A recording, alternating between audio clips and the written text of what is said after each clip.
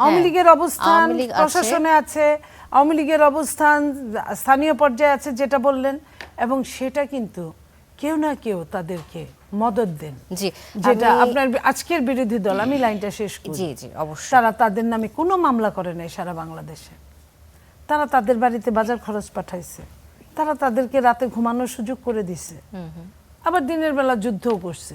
তো এই যে দ্বিচারিতা হলে একটা দেশই তো সাফার করবে, তাই করবে না? কিন্তু বিএনপির বিরুদ্ধে এখন যে অভিযোগটা আসে সেটি হচ্ছে স্থানীয় পর্যায়ে আওয়ামী লীগের সাথে একসাথে হয়ে তারা জামাতকে মোকাবেলা করছে। আমি এমন কিন্তু একটা এটাও, আমি যে কথাও আপনি কিন্তু বলছেন, আসে। আমি সম্পূর্ণ অস্বীকার করলাম না, সম্পূর্ণ না, কিন্তু এক এক এলাকায় এক এক রকম প্রতিচ্ছবি।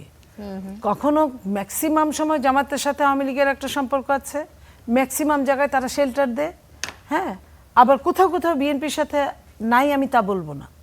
তো এই যে তাহলে এই যে সারাদিন তাহলে এই ঝগড়া করার কারণটা কি? দিন শেষে যদি ওই খেলার মতো হয়ে যায় যে এক সময় ভালো লাগলো না বললাম থুক্কু, আরেক সময় ভালো লাগলো আবার খেলা শুরু করলাম, এটা তো হয় না।